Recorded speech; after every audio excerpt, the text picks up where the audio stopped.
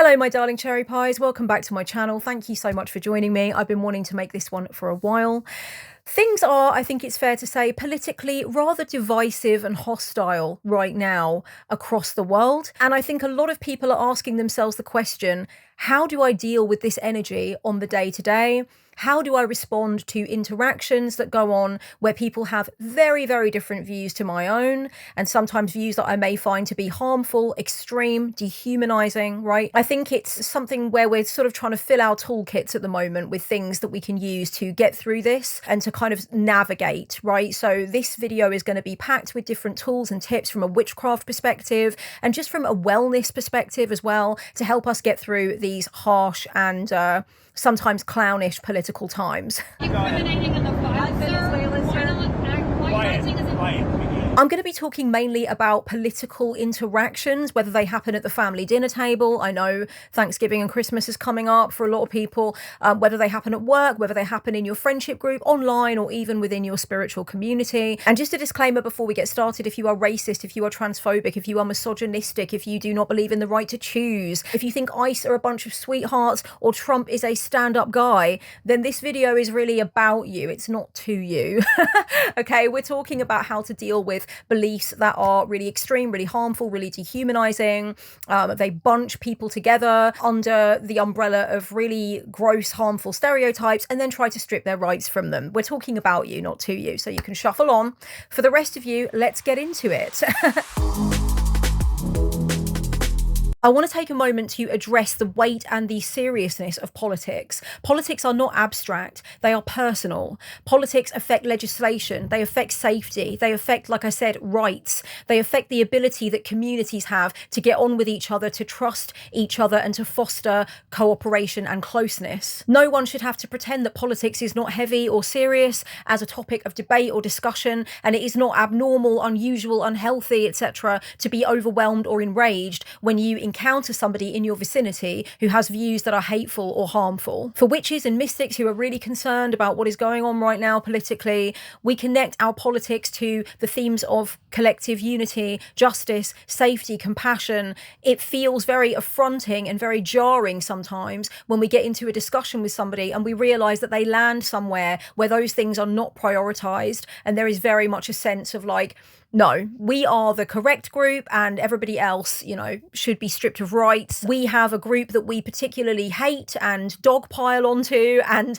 you know, talk about grotesque stereotypes about them or share conspiracy theories about them as though those things are true, right? Like, it can be very jarring. And so that's part of why I'm doing this video, because I know that we're coming up to holiday season. There's probably going to be a lot more of this kind of thing that you need to address and deal with.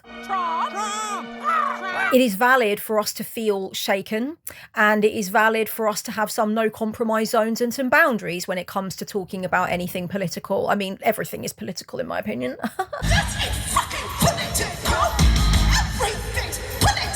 It's valid when we're looking at conversations in that kind of like category that we feel, you know, that there's something going on physiologically and there's something going on energetically that needs our attention and that needs maintenance. And that's what I'm talking about in this video. This video could go in a lot of different directions, but I'm really talking about energy management, emotional regulation, boundary setting, assertiveness, etc. But I guess I just wanted to start this video by saying exactly that. Like, politics have major gravitas. There are reasons for that. It is an obvious thing. Politics are not abstract. Politics are not something happening far away from us. You know, it is not always easy to just decide that, yeah, let's just rub along, even though our politics are mightily different. It is hard. It is sometimes impossible, and that is okay. I don't think I should have to ever put up with somebody going, it's just politics. Like, let's just move on.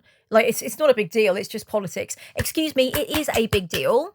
And I just want to say, for anybody who has felt demeaned in that way, that I'm not going to do that to you here. As a witch, I would say that centering, grounding, shielding, cleansing, spiritual hygiene, darling, I would say that these things should be central to our practice in general. I think for a great many of us, these things are just super helpful, and it's great to stay checked in with your auric field. Just to clear anything that might be clinging on, any negativity and things like that. However, when you feel like you're going to be potentially entering politically tense territory or being drawn into an interaction that is going to be a little bit of a political clusterfuck, if there's any potential for that, you're going to want to up your game with the grounding and the centering and the shielding and the cleansing and all of that. And I did make a video about energy management / spiritual hygiene that I will leave the link to down below, that explains what a good spiritual hygiene or a good energy management system is. I do use those terms kind of interchangeably, but I'm really talking about making sure your auric field is where you want it to be, maintaining a dominion over your own vibration. Okay, so you can go to that video and watch that if you haven't seen it already. I intended for it to be really helpful, so hopefully it will be. Before entering any potentially heated spaces, you can do things like visualizations and meditations.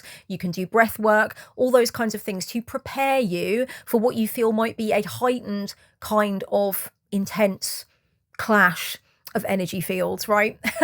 I think that's really important to do. I also think it's really good to actually visualize your boundary, visualize your energy boundary, right? The edge of your auric field, but also visualize how strong your boundaries are conversationally and in terms of what kind of treatment you will and will not accept from people. Visualize them as strong and impenetrable, but able to allow in truth and filter out harm. There are so many different techniques that I think need to be personally designed and tailored and woven by the individual practitioner. But I think if we're not stepping our game up when it comes to this stuff, then we're already at a non-starter, right? We just literally haven't even left the starting line if we're not seriously thinking about spiritual hygiene at a time like this in the collective story. Whenever you feel like you're going to be going into an environment where people hold very different beliefs to you, and especially if you think you're going to be drawn into any conversations or there are going to be conversations around you of this type, don't forget to check in with your gods and your guides, your ancestors, the forces of nature that you work with in your witchcraft practice.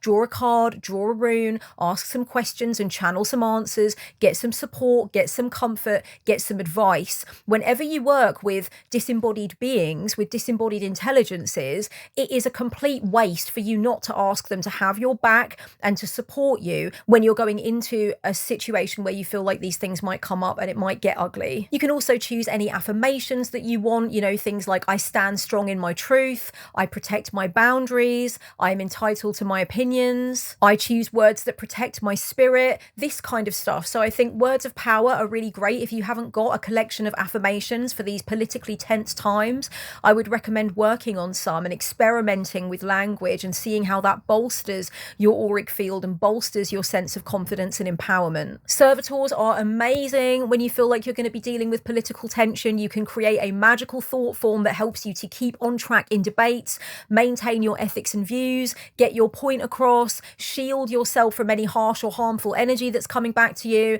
If you don't know about servitors or you want to learn more about it from me, I am running a workshop in January. You can sign up now. It's called Astral Army and I'm excited. So go down below for that. I also do have a video or two about servitors. I will leave one of them down below. I think I also called it Astral Army because I really love alliteration and I love that particular combo. But yeah, if you work with thought forms, if you work with servitors, if you already know what you're doing, I would really highly recommend that you get one for political debates and tense political interactions with people who have very opposing beliefs to you. It does make all the difference to be able to, bring a servitor into the equation at moments like that. Don't forget your amulets. Don't forget to carry your grounding stones, wear your empowerment necklaces, draw a sigil on yourself, all that stuff. Symbols can be so bolstering. They can be such incredible sources of power. We can create really deep, beautiful, emotional, stabilizing links with the symbols that we use to keep us strong and to keep us safe. And I think in these very tense times where you never know what someone's going to fucking come out with next,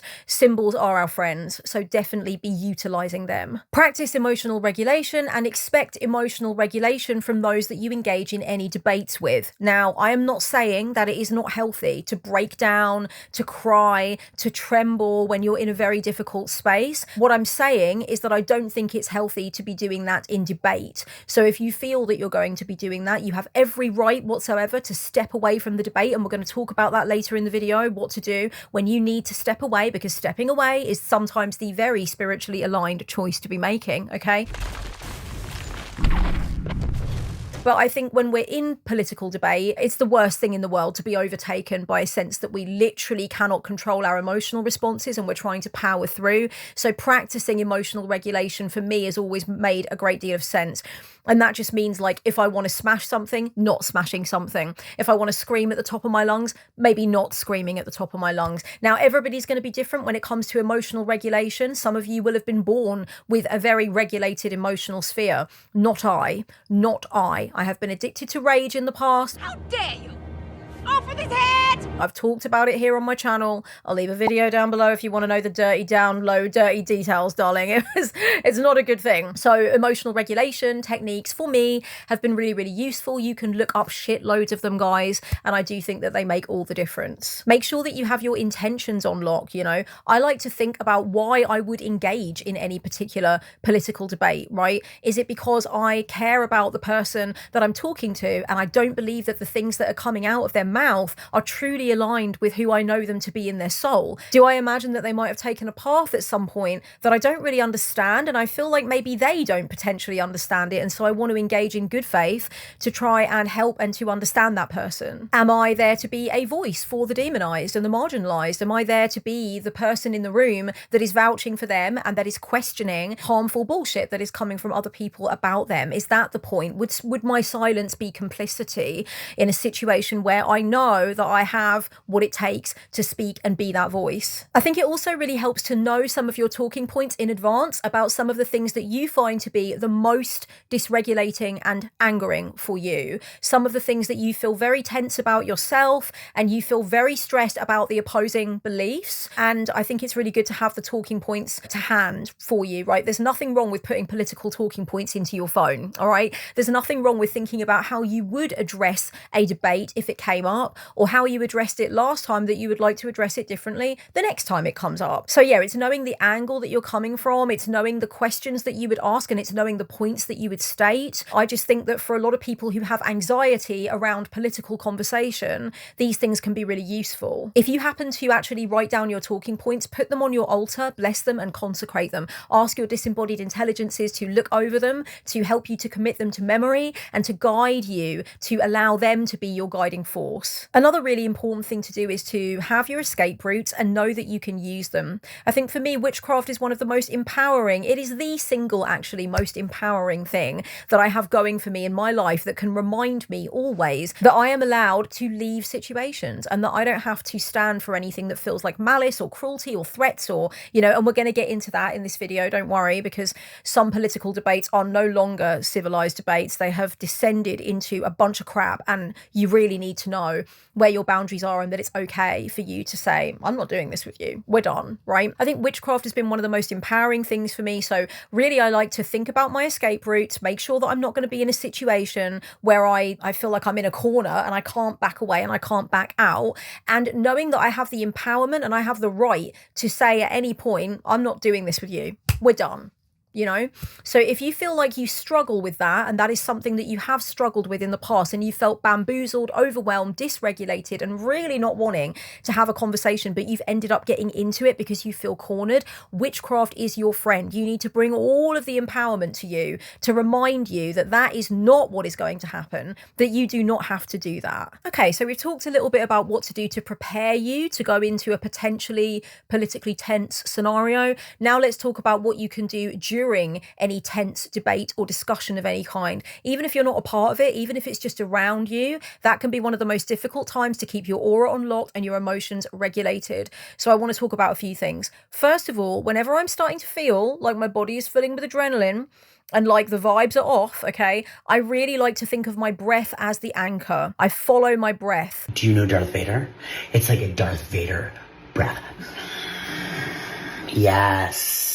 I take deep and intentional breaths between sentences. I remind myself that in this moment, my breath can be my axis mundi, the center of my metaphysical universe. It's the axis that I hold onto, and it's something that really keeps me feeling calm. So if I notice that my breathing is becoming a little bit erratic or shallow, I really deepen into the diaphragm and let that do its work. Another thing that I think helps for a lot of people and has helped for me, depending on the situation, but with some discussions that are feeling really like hairy, I like to think about how many I statements I'm using. I like to think about how I can bring it back to, you know, when I hear you say that, I feel this way about that. Is that what you mean? Is that what you're saying, right? As opposed to being like, you are this and you are that.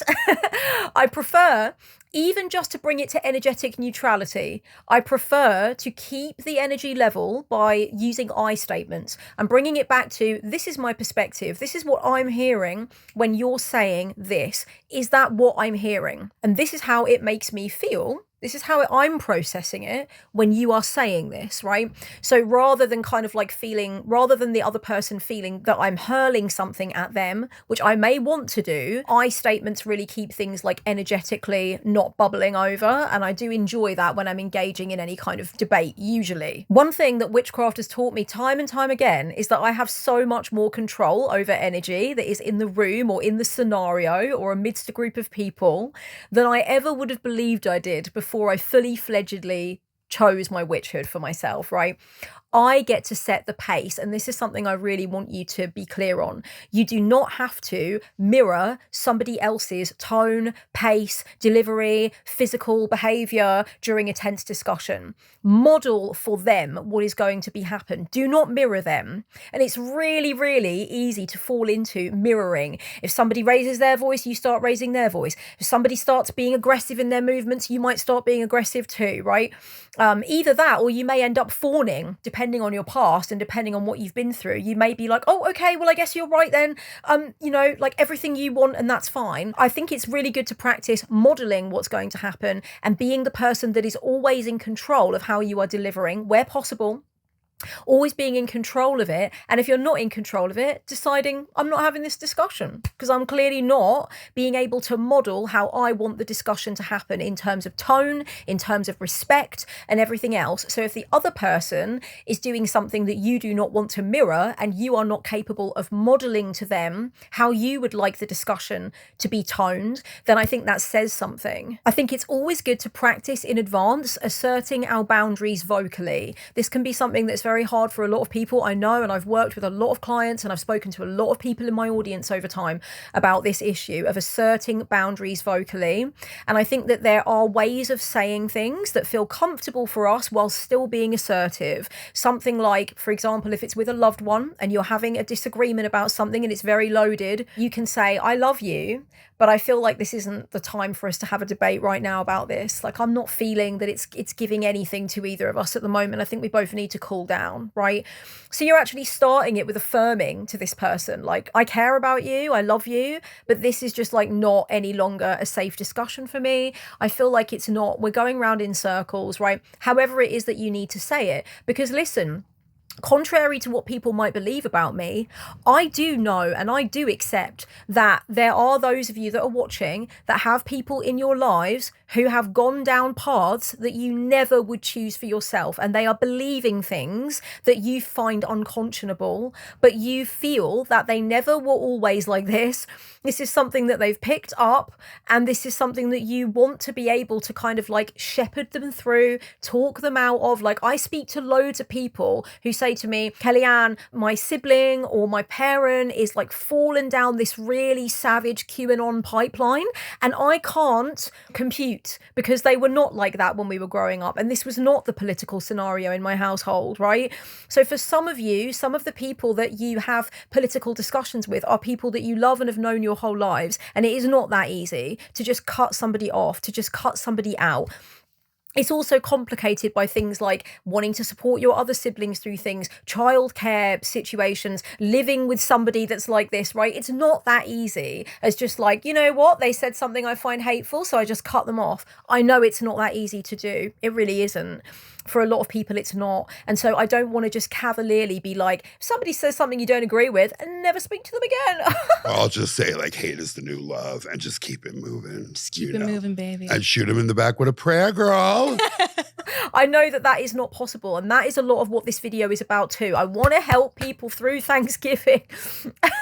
I really just want people to have more tools in the kit, because I know it's not that easy for people to just disentangle themselves from scenarios, whether it's workplace, loved ones, whatever it is. It's not always that easy to just say, oh, cool, I'm just never going to be around those people again then. It doesn't work like that. And I know that. And I want to be realistic about that. I do think, though, that it's a really good idea to avoid the trap of trying to prove your humanity. If you are literally a part of a marginalized group that is being demonized by anybody that you're speaking to, don't fall into the trap of giving them an education about why they're wrong about you, and then falling into emotional dysregulation and your energy going all over the place because you feel like you're literally trying to prove why you are owed a right to life or a right to rights.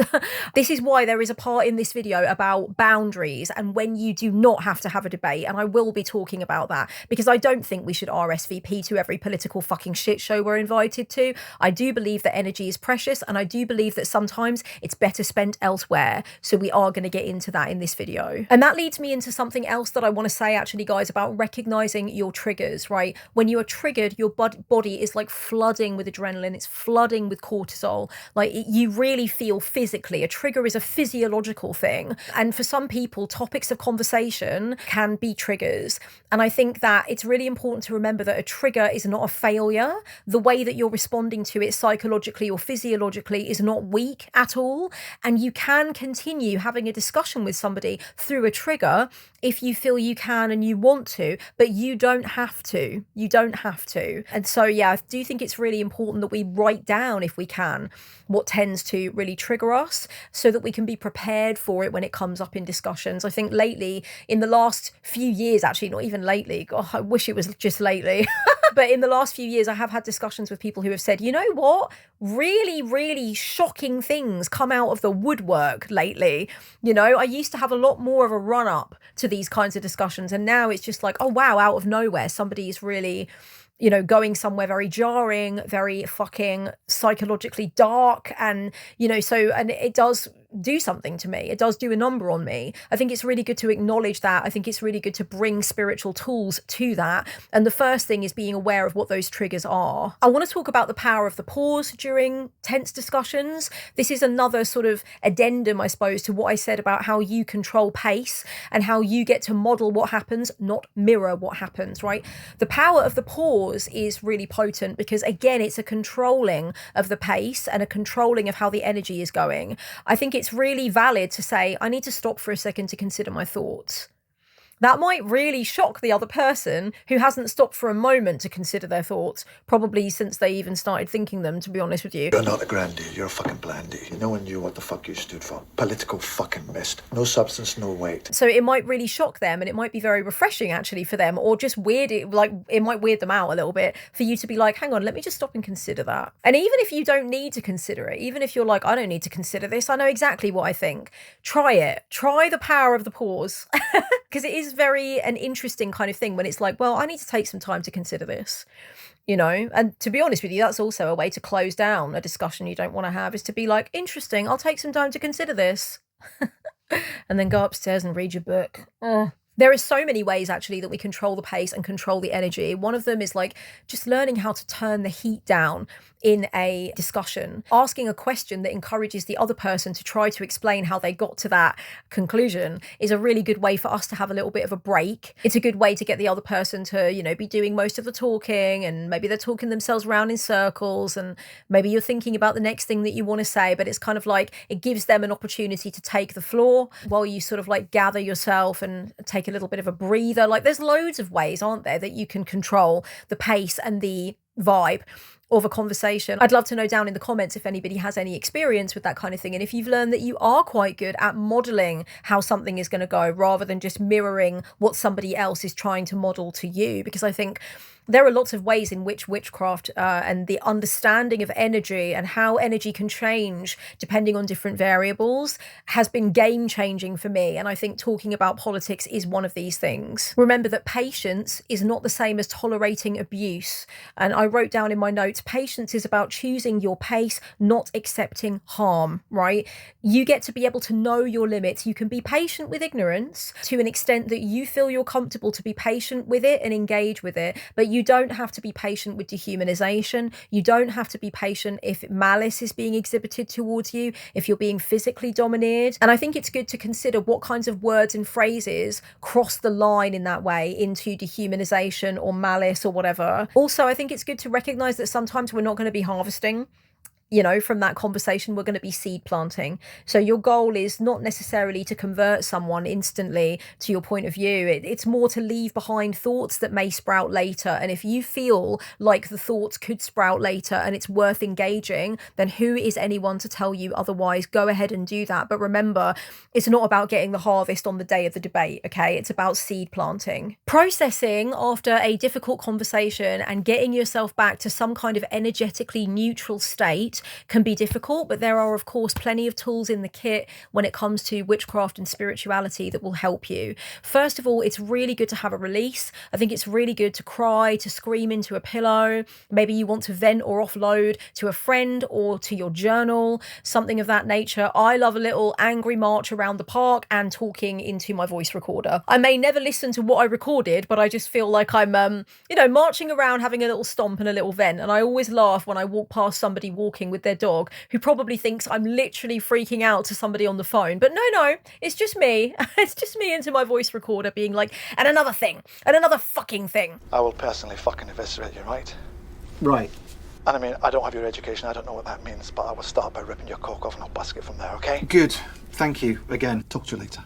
Cheers. Bye-bye now. Now, that might not seem like witchcraft to you, but to me, I can actually feel my auric field returning back to exactly where I want to engineer it to be through releasing, through exorcism of what is within me that needs to come out. Cleansing. Cleansing is a very important one. Cleansing is just as important when you leave a shit show as before you enter a shit show, okay? Cleansing before and cleansing after, right? We do our smoke cleansing, we do our sound cleansing, we do our water cleansing in the bath or shower. I love chanting, I love drumming, I love all of that stuff. I love walking through consecrated incense, you know. So yeah, I think cleansing, come on. We know that when we're processing after something difficult, cleansing is our friend. Give yourself some beautiful, high vibe words of love and support, okay? Say to yourself in the mirror, if possible, I stood my ground, I honored my truth, I protected my energy, I love myself, I'm there for myself. I love who I am and I'm comfortable with who I am, and this is me. It's really important for us to affirm not only how difficult an interaction might have been, but to affirm how we dealt with it at the time. Even if we feel like it wasn't perfect, like we could have done better, like something came up that really caught us off guard or maybe made us emotionally dysregulate, you need your words of support, love, affirmation, and stabilization so much after any kind of tense interaction has taken place. Take positive action after any kind of horrible political scenario that has occurred with anybody in your life. Taking action is one of the most excellent forms of alchemizing whatever has happened into something good, okay? So I've written here that you can donate to an organization that aligns with the views that you were putting forth in the debate. You can educate yourself further on the movement that you are supporting. You can check in with someone in your life who is directly affected by the politics that you debated, right? All of these things are incredible forms of action that you can take. Make a donation, right? Do something where you feel like, okay, now I'm going to realign with what I know my ethics and my stance is to be. Also, do something fun, you know, just watch some cartoons, hang out with your pet, take a soothing bath, watch one of your comfort movies. You want to be just like chill. Yeah. I just want to live a life where I'm simple, just sit on a couch, eat chips. There is nothing shameful and nothing wrong about decompressing and having downtime after something ugly has happened conversationally, or even in terms of just the energy that you felt, the political energy coming off of wherever you were, right? It's good to have downtime. It's good to decompress. Bring that into your energy management system. It's really fucking underrated. There are likely to be more political conversations and political tensions going on in your life right now for fairly obvious fucking reasons that I don't think I need to talk about. And so it might be a good idea for you to consider what your boundaries are when it comes to what you will and will not talk about or get involved in. You are allowed to have some boundaries. You are allowed to have some firm no's, right? And I want to talk a little bit about things you might want to consider. One example that I think might be a good boundary is that you won't talk to anybody about, you know, tense political shit when you're drunk or high, or when they're drunk or high. Another boundary that you might want to consider making is that you don't fiercely debate somebody that you have only just met, or that you're not really that invested in, right? Like you literally just maybe see each other at the water cooler at work or whatever, or you've literally just met in the kitchen at a party. I feel like it's actually fine to manage your energy, especially when that other person is coming at you in a very full-on way and you're just trying to have a good time, or you're just trying to get through the workday and it's killing the vibe. Like, you know, who is this person to you? You don't need to win every single heart and mind you come across. You're not expected. You shouldn't expect yourself to RSVP to that particular shit show. It could be very low stakes, very low energy, and just not what's on your fucking agenda for the day. So shut that shit down. I think it's fine to decide that you do not want to continue on a conversation with somebody who is consistently interrupting you. They are shouting loudly over you, or they are physically domineering. They're getting in your face. They're coming into your personal space. They're like, you know, slamming things, they're pacing around, they're puffing themselves up, right? I think it's perfectly okay for you to be like, you're not emotionally in a regulated state, so we're not going to do this right now, you know, like, because that's somebody kind of, you know, they're not emotionally regulated. Why should you have to discuss something with somebody that is freaking you out, that is scaring you, or that is being, you know, unpredictable? I think it's okay also for us to have a little bit of a sensor, a detector for when somebody is no longer really debating us in good faith. They're just mocking us. They're just baiting us. They're just laughing at us, or they're trying to get a rise out of us. And I think it's okay to realize at that point that the discussion is not happening in good faith at all, and is therefore a total fucking waste of both of your energies. In my notes, I've written that the people that try and mock you or get a rise out of you, they seem to enjoy, you know, saying things that wind you up. Like, they're not there for the actual discussion. They're there to get something from you, right? To vampirically suck your peace out of you, right? I've written here, those people are usually the ones that say the most incendiary things in an attempt to get one to lose their composure. They often speak in sound bites. They have no way to back up anything they say, and they glaze over when you try to engage with them about their ideas. Don't debate those people, please. Don't debate those people. Gosh. I don't belong here. I don't think I belong here.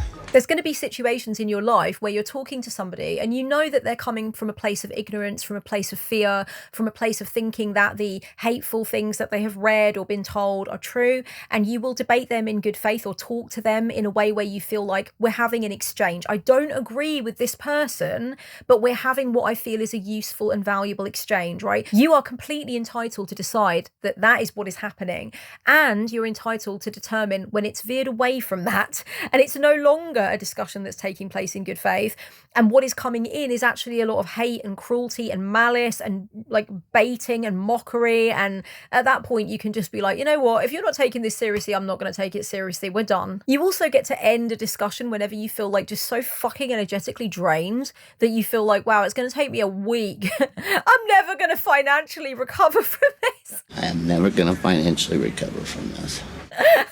But energetically recover from this, right? It's going to take me so long. You're completely entitled at that point to be like, babe, I've got nothing else in the tank. I'm so sorry. Like, this is drawn to a natural conclusion on the basis that I'm down to like 0% battery. A conversation with somebody has the potential to plant a seed that grows into like a spiral of collective awakening. There is no question of the fact that when we think about a witch's role in a divided world, words are potent and conversation can have great meaning. But I don't think it has meaning in every case, and I don't think it's worth doing in every case. I think you are absolutely allowed to boundary yourself and to manage your energy in a way that you feel is going to be fruitful and is going to bring in that which you desire for this planet.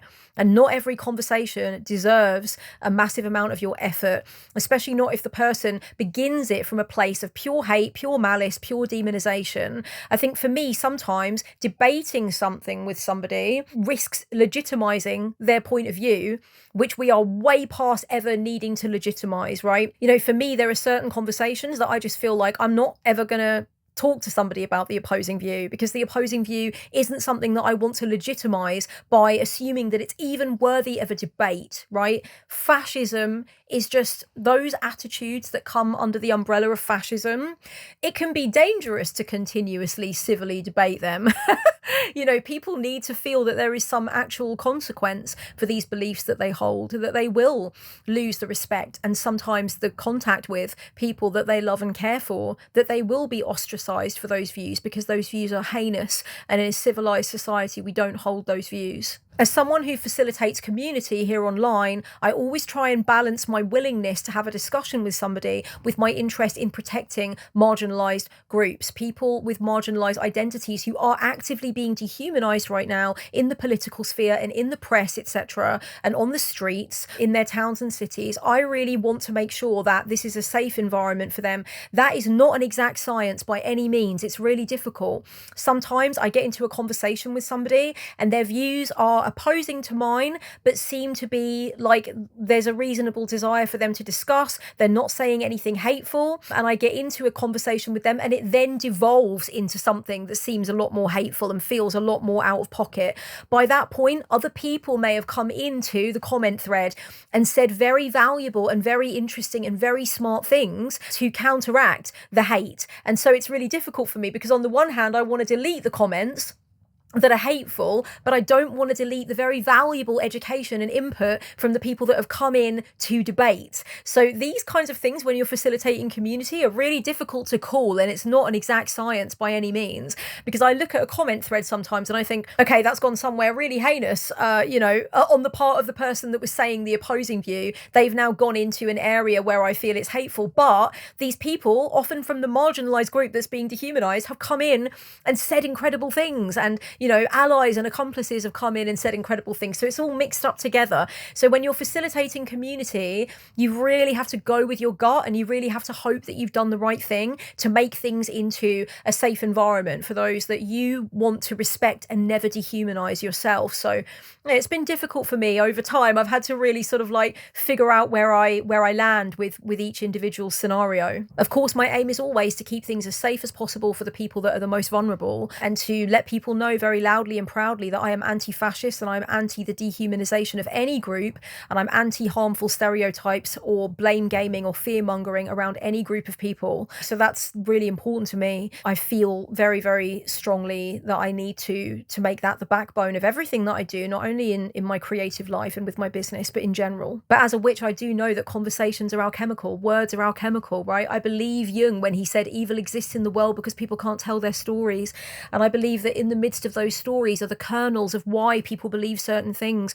It's complicated. And I think when we look at our role in a divided world and what we can do to help bring in change, conversation with people that oppose us is something that we each need to come to our individual decisions around. And I would love to know in the comments down below, where do you land with this stuff? I'm not trying to say anything hard and fast about what you should or shouldn't do. I want to fucking hear from you. I think this is a really important conversation to be having, and I really want to know, what is it for you that is the red line? What have you learned about your boundaries in conversation and debate? How are you feeling about the holiday period? Does that tend to be a place where things hot up for you? Anything and everything that you can share, and any tools and tips that you've got for managing your energy, any stuff like that, I would love to know. You do not have to sacrifice your peace to prove your compassion over and over again. As a witch, as a mystic, as a spiritual seeker, your power lies in discernment, knowing when to engage, knowing when to walk away, right? Discernment. And that is something that you have. That is a right that you have to practice. Let me know in the comments, is this something that you've been struggling with? Has this video given you anything of use? Like I said, bring anything else that you want to the equation. If you want to talk to me, you can always get a spiritual counselling session, or there's something that I offer called a Make a Difference reading. And it is for those who really want to engage with their activism and really want to make the world into a better place and use their energy for that. So if you want to get a Make a Difference reading, I think I'm going to put it on sale actually for a little while. Yeah, I'm going to put it on sale. I've just spontaneously decided that I'm going to put that reading on sale. So yeah, I will leave it down below for you. Thank you so much for coming to this TED Talk. I appreciate you so massively. And yeah, thank you so much. Much love and blessed be. Mwah.